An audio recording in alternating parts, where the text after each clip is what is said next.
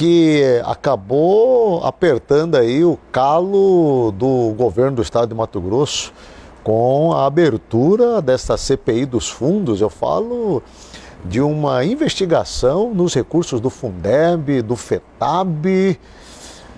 Aonde nós vamos chegar?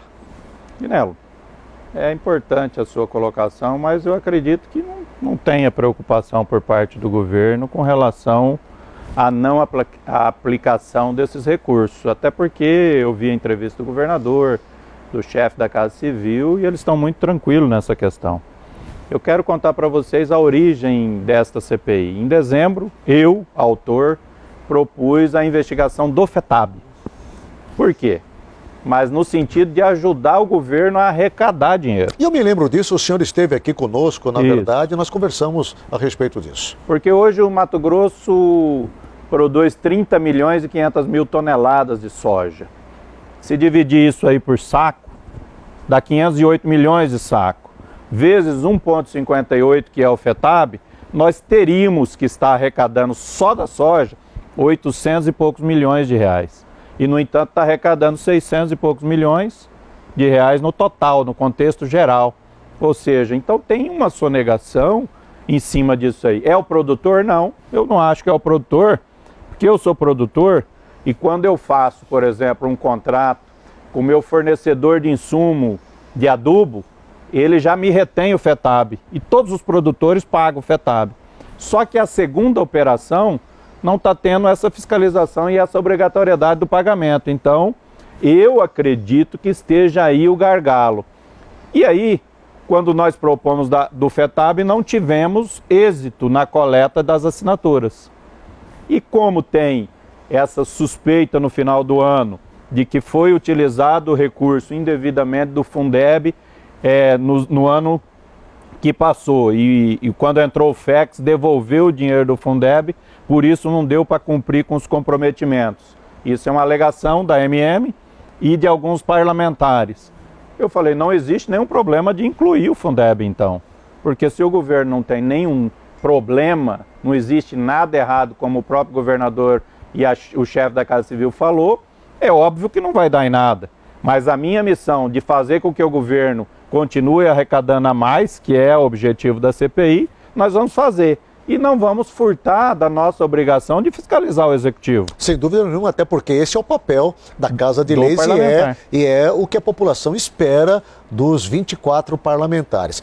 Dias atrás, acompanhando e conversando com o presidente da AMM, que o senhor acabou de citar aí, o Neurilan Fraga, ele disse que está havendo aí uma pedalada aí fiscal ou coisa parecida, recursos que deveriam ir para um lugar estão indo para outros, e ele insiste numa investigação a fundo, está chamando inclusive outros poderes para se associar a esse clamor, a fim de que se traga à tona o que está acontecendo, né? E o governo se irritou muito e tem estado irritado por conta disso. O senhor não acredita que esta CPI possa criar aí um embaraço entre o Executivo e o Legislativo do Estado? Não pode ter embaraço, Agnello, até porque são poderes distintos.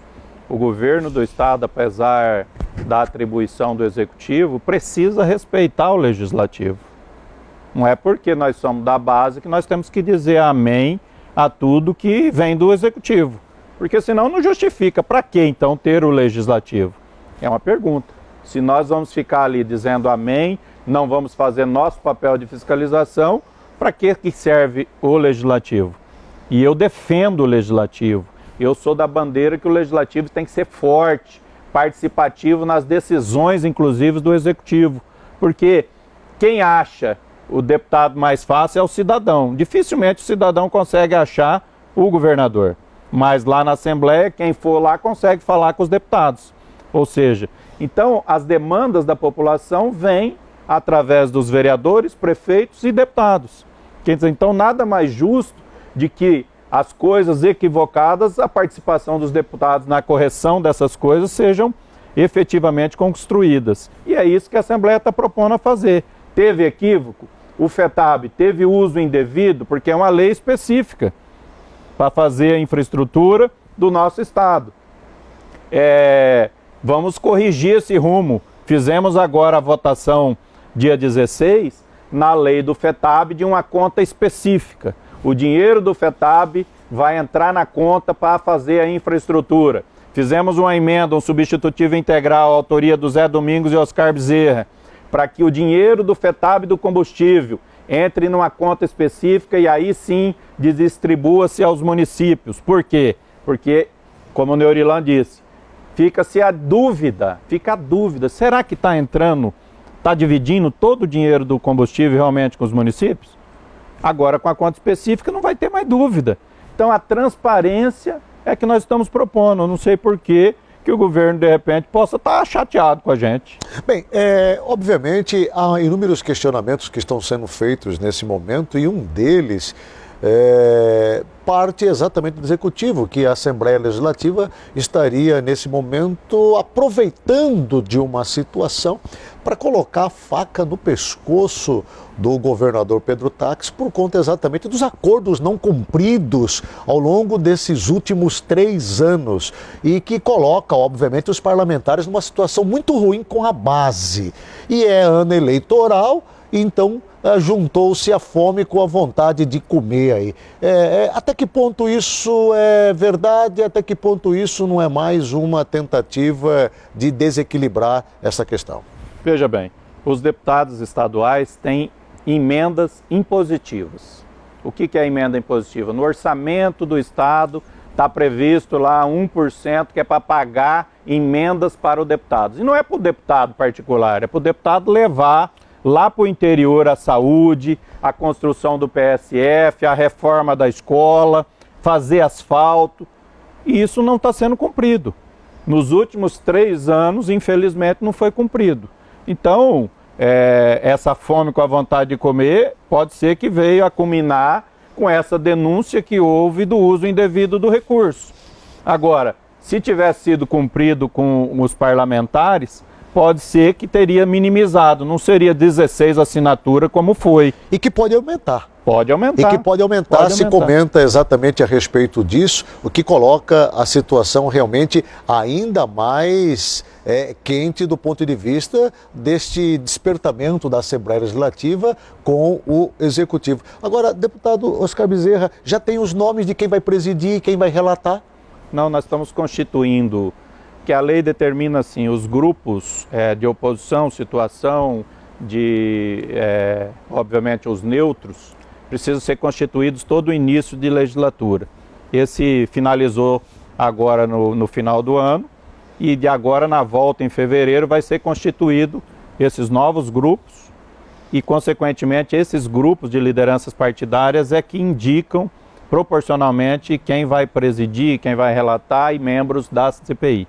Bom, isso obviamente só vai acontecer então a partir do mês de fevereiro. De fevereiro. De fevereiro, quando os trabalhos de fato são retomados na Casa de Leis. Exatamente. E enquanto isso, chororô de um lado, né, e rojões e fogos do outro, pelo menos lá para as bandas da AMM, né, com o Neurilan Fraga, que já declarou que é um tremendo oposicionista com relação a algumas ações, não todas, claro, como ele já deixou claro, do governo do Estado. Deputado Oscar Bezerra, obrigado pela sua participação. Eu não tenho dúvida que isto vai mexer bastante no corredor político agora do ano de 2018. Guilherme, só uma conclusão, se me permite. À vontade. É importante se dizer de que o Executivo, ele não tem que ficar chateado do Legislativo estar fazendo o seu papel.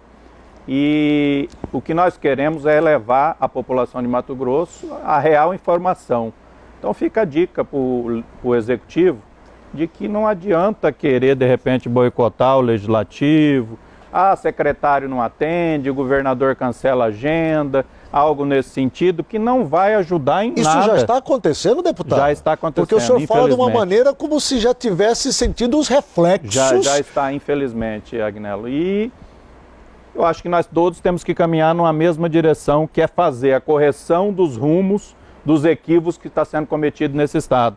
Nós todos participamos, fomos eleitos para fazer o nosso papel e eu acho que nada mais justo do que a gente fazer de uma forma grande responsável a correção desses rumos. Antes de me despedir, me lembrando agora da matéria que acabei de mostrar e entrei ao vivo agora com Sinop, o senhor é da região norte ali do estado, está ali próximo, está vendo e vivenciando o drama na área da saúde. Muito. Até onde isso vai se arrastar?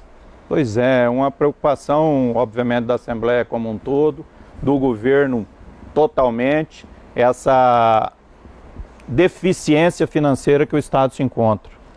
E aí, parece que não, mas as emendas parlamentares, a grande maioria é para a saúde.